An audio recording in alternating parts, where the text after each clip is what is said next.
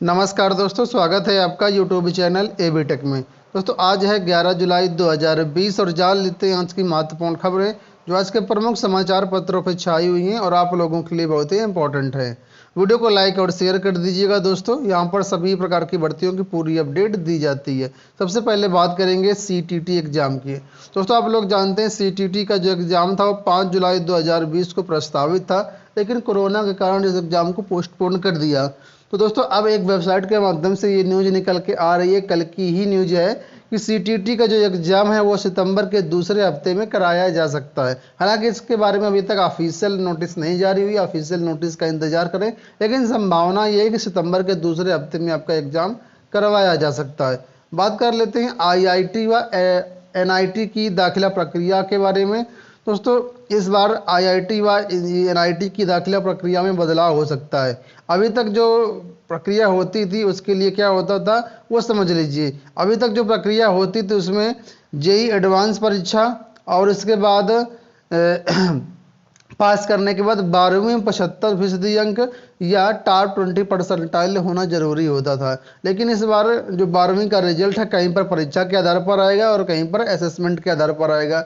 ऐसे में ये जो रिजल्ट आएगा वो बिल्कुल स्पष्ट नहीं होगा, अलग अलग मानदंड भी इसकी हो सकते हैं, जैसे CBSE board, ICSE board, UP board. इन सब को देखते हुए यहाँ पर इसकी जो प्रक्रिया है एडमिशन की उसमें बदलाव किया जाएगा और अब जो एडमिशन होंगे वो सिर्फ जेई एडवांस और 12वीं पास करने पर सीधे दाखिला मिलेगा। ठीक है, बात कर लेते हैं अगले। यहाँ पर अपडेट है यूपी पीसी 2018 को लेकर के।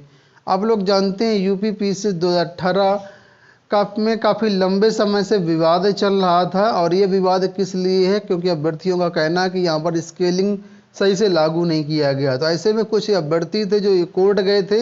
ये अभ्यर्थी थे अनुज द्विवेदी और अन्य की ओर से याचिका दाखिल की गई थी। न्यायमूर्ति अश्विनी कुमार ने इस मामले की सुनवाई की।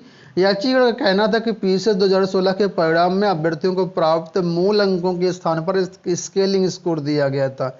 इसी तरीके से 2017 की भर्ती में इसमें स्केलिंग लागू नहीं की गई, 18 की भर्ती में स्केलिंग नहीं लागू की गई। तो कुल मिलाकर के जो जज साहब है उन्होंने कहा कि ये जो भर्ती है इसकी प्रक्रिया अभी तक गतिमान है और ऐसे में हम इसमें दखलंदाजी नहीं कर सकते। याचिका समय से पूर्व आई और याचिका में कोई तथ्य नहीं है, ठीक है, ऐसी याचिका खारिज कर दी।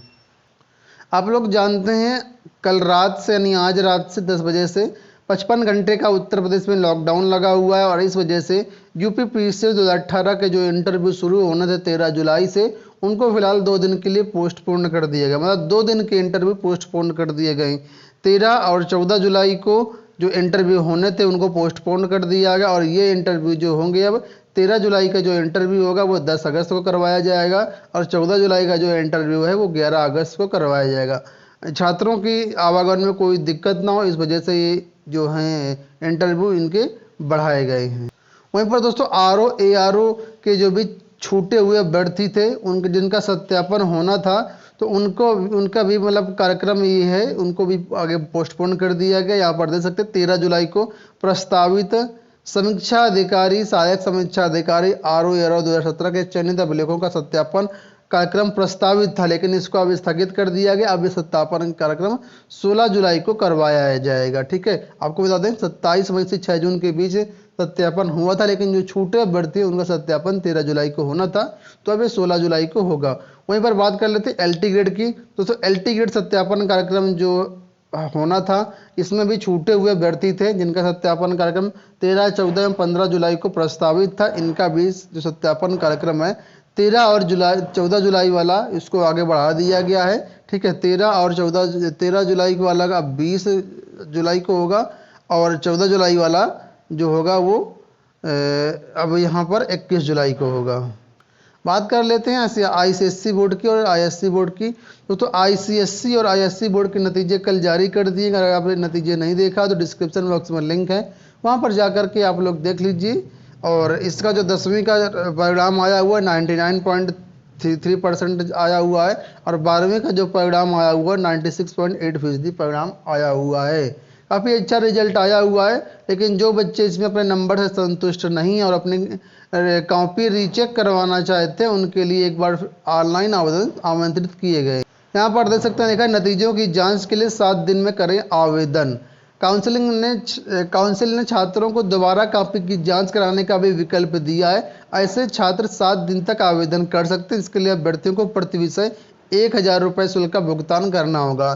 तो जो भी ISC और ICSE बोर्ड के छात्र हैं वो लोग डिस्क्रिप्शन बॉक्स में वेबसाइट का लिंक दिया गया है, governmentjobcenter.com गूगल पर डाल दीजिएगा तब भी वेबसाइट खोल जाएगी। वहाँ से जा करके आप लोग इसके लिए आवेदन कर सकते हैं। आपको बता दें, इसमें कॉपी का आपका री एवेल्यूशन नहीं किया जाएगा, लेकिन क्या क्या चेक किया जाएगा वो समझ लीजिए। यहाँ पर ये चेक किया जाएगा कि उत्तरों में जो अंक दिया गया है वो कहीं गड़बड़ तो नहीं है, उसका जोड़ सही है या नहीं सही, अंक को चढ़ाने में कोई त्रुटि तो नहीं हुई है। इस तरीके से जो मिस्टेक है वो काउंट की जाएंगे, लेकिन कॉपी का आपका रीवैल्यूएशन नहीं होगा।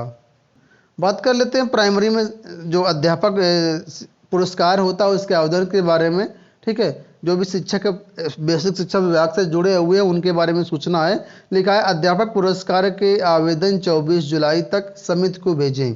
बेसिक शिक्षा निदेशक सर्वेंद्र विक्रम बहादुर सिंह ने सभी जिला बेसिक शिक्षा अधिकारियों को निर्देश दिया है कि राज्य अध्यापक पुरस्कार के आवेदन पत्रों की जांच करके 24 जुलाई तक राज्य स्तरीय समिति को भेज दे। ये जो सूचनाएं हैं ये अध्यापकों के लिए नहीं है, ये जो सूचना है ये है बेसिक शिक्षा अधिकारियों के लिए। ठीक है, और राज्य स्तरीय समिति को भेजने के बारे में यहाँ पर दिया गया है।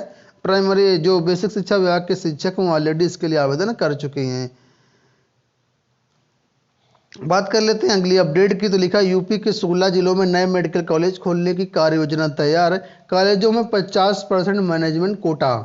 दोस्तों उत्तर प्रदेश में 16 मेडिकल कॉलेज खुलेंगे। कौन कौन से जिले हैं तो यहाँ पर देख लीजिए कि यहाँ पर मेडिकल कॉलेज खुलेंगे। इसमें बागपत, बलिया, भदोही, चित्रकूट, हमीरपुर, हाथरस, कासगंज, महाराजगंज, महोबा, मैनपुरी, मऊ, रामपुर, संभल, संत कबीर नगर, श्रावस्ती, शामली। ठीक है, इनमें अब कॉलेज खुलेंगे और इनमें निवेशकों को प्रोत्साहित करने के लिए यहाँ पर 50% मैनेजमेंट कोटा भी दिया जाएगा। बात कर लेते हैं 69,000 शिक्षक भर्ती की। तो 69,000 शिक्षक भर्ती में एक बार फिर से कोर्ट में कई सारी याचिकाएं गई थी आवेदन में त्रुटि सुधारने को लेकर के।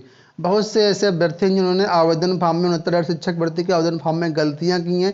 किसी ने किसी का माता का नाम गलत किया, किसी ने पिता का नाम गलत किया, किसी ने हाई स्कूल इंटर के नंबर गलत डाल दिए हैं, किसी ने BEd के नंबर गलत डाल दिए हैं। तो ऐसे में कई सारी याचिकाएं गई थी। इस याचिका पर न्यायमूर्ति JJ मुनीर सुनवाई कर रहे थे और कुल मिलाकर के उन्होंने ये कहा है कि ये जब विज्ञापन में शासनादेश में स्पष्ट लिखा था कि आप लोग फॉर्म बिल्कुल सही से भरें, फॉर्म भरने के बाद कोई भी संशोधन का विचार मौका नहीं दिया जाएगा, तो कोर्ट ने इन सभी की याचिकाएं खारिज कर दी हैं। यहाँ पर देख सकते हैं जो विश्वविद्यालय हैं वहाँ पर मेरिट के आधार पर प्रवेश संभव हो सकेगा। आप लोग जानते हैं यूनिवर्सिटी की परीक्षाएं इस बार आयोजित नहीं कराई गई हैं, ठीक है, कोरोना के कारण। तो ऐसे में अब मेरिट के आधार पर एडमिशन लिए जा सकते हैं। इस पर विचार चल रहा है। डॉक्टर दिनेश शर्मा का कहना है कि अगस्त में समीक्षा के बाद कॉलेजों में कक्षाओं के संचालन पर भी निर्णय लिया जाएगा और एडमिशन प्रक्रिया में UGC गाइडलाइंस का पूरी तरीके से पालन किया जाएगा। जहां पर प्रवेश परीक्षाएं नहीं संभव हैं वहां पर सीधे मेरिट के आधार पर प्रवेश दिया जाएगा। तो ये हो गई दोस्तों आज की पूरी अपडेट। आशा करते हैं वीडियो पसंद आया होगा। वीडियो को लाइक और शेयर कर दीजिएगा। पूरा वीडियो देखने के लिए आप सभी का बहुत बहुत धन्यवाद।